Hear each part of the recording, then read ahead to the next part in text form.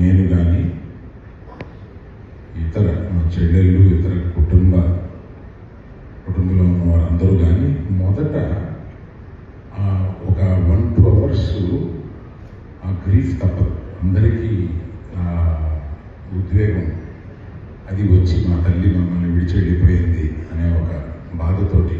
కానీ ఒక 2 గంటల తర్వాత మేమందరం మా తల్లి ఈ